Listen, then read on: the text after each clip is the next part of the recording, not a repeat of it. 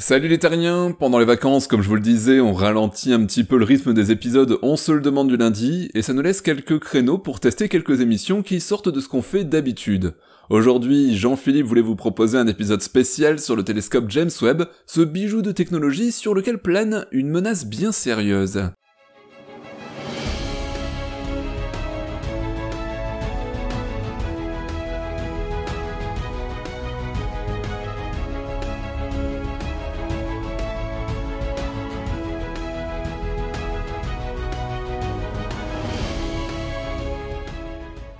Souvenez-vous de ce moment incroyable, c'était le 25 décembre 2021, où une fusée Ariane 5, spécialement modifiée pour l'occasion, décollait à pleine puissance de Kourou en Guyane française, avec à son bord l'engin le plus sophistiqué jamais construit par l'humanité, le télescope spatial James Webb. C'était un cadeau de Noël vraiment spécial pour les astronomes. Pour distinguer des objets très éloignés, cet observatoire spatial fonctionne principalement dans l'infrarouge, et c'est essentiel car plus les galaxies sont lointaines et plus leur longueur d'onde augmente. Ceci est dû à un phénomène physique qui décale le spectre visible ou ultraviolet des objets les plus lointains dans l'infrarouge. James Webb, développé par la NASA avec la participation de l'Agence spatiale européenne et de l'Agence spatiale canadienne, est un véritable miracle. Malgré les nombreux obstacles techniques, politiques et financiers, il a finalement été lancé avec succès, une belle prouesse de l'humanité. Ce télescope va nous permettre de découvrir des merveilles de l'univers et d'en apprendre davantage sur notre place dans l'infini, rien que de penser à toutes les découvertes qui nous attendent donne le tournis. Une nouvelle ère de l'astronomie a commencé et nous en sommes les témoins privilégiés. Mais revenons sur Terre, son développement si particulier a été pour le moins chaotique, avec un budget qui s'est finalement envolé pour atteindre la somme pharaonique de 10 milliards de dollars. Les premières études relatives au télescope spatial James Webb sont initiées par la NASA en 1989, à l'époque je n'avais donc que 2 ans, et c'était même avant le lancement du télescope spatial Hubble dont il est le successeur. Il faut encore 20 ans pour que l'architecture technique et les objectifs scientifiques soient fixés, et que l'agence spatiale américaine décide de lancer la construction de ce projet aux caractéristiques hors normes. Là aussi, ce ne fut pas vraiment une partie de plaisir, avec de gros retards qui ont mis en péril l'existence même du projet, faute de financement. On sait par exemple qu'à une année du lancement, de gros défauts de fixation ont été découverts suite aux essais de vibration, mais si le projet est finalement arrivé à son terme, le plus dur était encore à venir, survivre au lancement et à la partie la plus périlleuse de sa mission, son déploiement dans l'espace. Imaginez seulement que plus d'une centaine de ce que l'on appelle des étapes critiques ont été déroulées dans l'espace. Elles sont critiques dans le sens où une simple panne lors de ces phases et la mission aurait été purement et simplement annulée. Bien évidemment, le miracle a eu lieu et tout s'est bien passé, puisqu'aujourd'hui ce magnifique outil ne cesse de nous étonner de semaine en semaine, avec des découvertes plus folles les unes que les autres. Malheureusement, James Webb a beau être à 1,5 million de kilomètres de la Terre, en orbite autour d'un point bien particulier appelé Lagrange L2, une épée de Damoclès pèse au-dessus de son miroir et menace l'une des plus belles inventions créées par l'intelligence humaine. Cette menace est très sérieuse car entre le 23 et le 25 mai 2022, une micrométéorite a frappé le miroir de 6,5 mètres de diamètre en y laissant une trace assez importante pour inquiéter les scientifiques. C'est d'autant plus étonnant que sur un tel projet, vous vous doutez bien que tout a été prévu jusqu'au moindre petit détail. Les concepteurs du JWST, le James Webb Space Telescope, avaient pris la peine de tester au sol le miroir recouvert d'or et même de modéliser des impacts de grains de poussière interplanétaires pouvant l'endommager petit à petit. Seulement, il faut bien l'avouer, personne ne s'attendait à un choc d'une telle violence, et surtout si tôt, c'est-à-dire moins de 5 mois après son lancement. Bon, il ne faut pas non plus sombrer dans le catastrophisme, pas de panique, la surface du miroir de James Webb reste encore de très bonne qualité, on sait même qu'elle reste toujours bien supérieure à ce qui avait été spécifié avant sa construction. Pourquoi cela me direz-vous ? Eh bien tout simplement parce que pour un tel projet, les ingénieurs ont décidé et surtout ont eu la possibilité de prendre des marges confortables.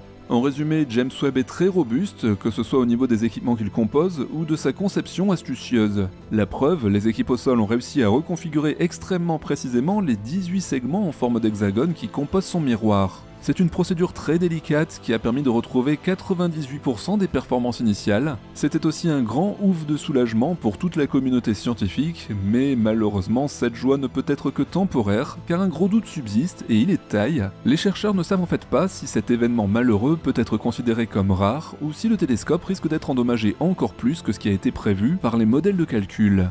Et là, il faut bien avouer que s'en remettre au destin, quand on a essayé de tout prévoir dans les moindres détails, c'est intellectuellement très frustrant. Se retrouver avec un James Webb inutilisable, ce n'est pas une crainte infondée. D'après les équipes responsables du suivi du James Webb, il suffirait d'une dizaine d'impacts de ce genre pour que le JWST ne puisse plus utiliser son miroir. Alors oui, ce serait la fin de la mission et une véritable catastrophe scientifique, d'autant que pour le moment son état de santé est vraiment excellent sur tous les aspects. Penchons-nous justement un petit peu plus en détail sur ce qui fait de James Webb un outil exceptionnel pour lequel il faut absolument trouver une solution. Pour commencer, sa durée de vie a été largement réévaluée à la hausse grâce à Ariane 5, et quand je dis à la hausse, ce n'est pas qu'un peu. On est passé de 10 ans à 20 ans d'exploitation scientifique, et quand on y repense, c'est juste incroyable. Il faut dire aussi que la fusée européenne a fait très fort en effectuant un lancement quasi parfait, c'est-à-dire qu'elle a placé le télescope sur la trajectoire idéale, ce qui a permis à James Webb d'économiser de précieux ergols embarqués à bord. En effet, il faut savoir que c'est la quantité d'ergols embarqués qui fait la durée de vie du télescope, comme pour la plupart des satellites d'ailleurs. La raison est simple, toutes les 3 semaines environ, James Webb doit allumer ses moteurs pendant quelques secondes pour maintenir son orbite si spéciale autour du point dont je vous parlais juste avant, le point de Lagrange L2. Mais au fait, pourquoi ce point est-il si intéressant ? Eh bien, il faut savoir que là-bas, bien que situé à l'extérieur du champ de gravité terrestre, James Webb se maintient à une distance constante de la Terre, ce qui, d'un point de vue informatique, est essentiel pour transmettre l'énorme quantité de données à débit élevé, et ce, de manière constante. D'autre part, le télescope étant situé à 1,5 million de kilomètres de la Terre, le flux thermique en provenance de notre planète est bien moins élevé que s'il se trouvait en orbite autour de celle-ci, comme c'est le cas pour Hubble. L'appareil est donc beaucoup moins dérangé. Enfin, depuis le point de Lagrange L2, le Soleil et la Terre sont alignés, ce qui permet au bouclier thermique d'être beaucoup plus efficace en protégeant le télescope de ces 2 sources de chaleur en même temps. Le revers de la médaille, c'est que contrairement au télescope Hubble qui circule sur une orbite terrestre basse, le JWST est trop éloigné de la Terre pour qu'un équipage puisse intervenir en cas de défaillance technique. Il faut donc être particulièrement sûr de son coup. Mais ce n'est pas tout, en plus de corriger son orbite autour de Lagrange L2, James Webb doit également effectuer de petites poussées très brèves pour maintenir son altitude, c'est-à-dire sa position dans l'espace. Tout cela consomme aussi des ergols, et une fois les réservoirs vides, l'observatoire deviendra incontrôlable, ce sera alors la fin de cette belle mission. Bon, la durée de vie c'est une chose, mais encore faut-il pouvoir l'exploiter à son plein potentiel. Pour ça, le James Webb peut compter sur son optique exceptionnelle. Ici encore, il est bien plus performant que prévu. 93% des photons qui frappent son miroir primaire sont transmis au détecteur, et ces optiques sont si propres que la lumière diffuse est très faible, bien plus faible en tout cas que ce qui était prévu. Vous voulez un exemple concret ? La sensibilité de sa caméra infrarouge appelée NIRCam est 9 fois supérieure à celle d'Hubble et jusqu'à 68 fois supérieure à celle du télescope Spitzer. Comme une bonne nouvelle n'arrive jamais seule, la température très froide du miroir s'est avérée très stable, on parle ici de moins de 130 degrés Celsius, c'est cette stabilité thermique mais aussi l'inattendue précision de son pointage qui permettent aux instruments de James Webb d'observer des objets encore plus petits que prévu, comme par exemple des galaxies lointaines, très lointaines même, et rien à voir avec Star Wars, ok ?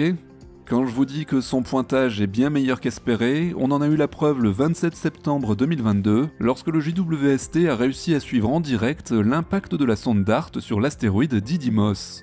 Le plus extraordinaire là-dedans, c'est que cette prouesse n'avait même pas été envisagée par ses concepteurs, ce qui prouve encore une fois l'excellente qualité de fabrication et de conception de ce bijou de technologie. Mais revenons à nos inquiétantes micrométéorites. Comme je vous le disais, les ingénieurs de la NASA n'ont aucune envie de s'en remettre à la fatalité et laisser James Webb condamné à plus ou moins court terme. D'ores et déjà, il a été décidé de prendre des mesures pour éviter au maximum d'exposer son fragile miroir. Après de nombreuses simulations qui ont nécessité l'utilisation de plusieurs supercalculateurs, il a été décidé de changer la stratégie d'observation, c'est-à-dire que le télescope ne pointera plus que dans une zone faisant un angle de 75 degrés avec la direction de sa trajectoire. Cette zone est appelée par les scientifiques la zone d'évitement des micrométéorites, car elle permettrait de réduire à coup sûr de 30 à 40% le taux d'impact sur le miroir.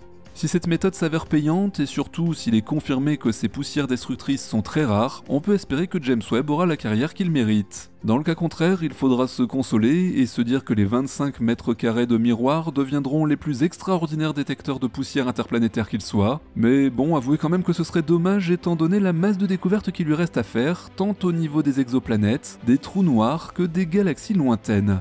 Il faut donc rester optimiste car à l'heure où j'enregistre cette vidéo, c'est-à-dire maintenant plus de 2 ans après le premier impact sur son miroir, aucun incident majeur ne s'est renouvelé. Cette expérience sera aussi très utile pour les futurs télescopes qui sont en train de voir le jour et qui eux aussi seront placés au point de Lagrange L2, mais ça on en reparlera dans une autre vidéo. Si celle-ci vous a plu, surtout n'oubliez pas de mettre le pouce en l'air de YouTube, abonnez-vous si ce n'est pas déjà fait, bienvenue pour tous les nouveaux d'ailleurs. On se retrouve très vite sur le journal de l'espace, à très bientôt les terriens.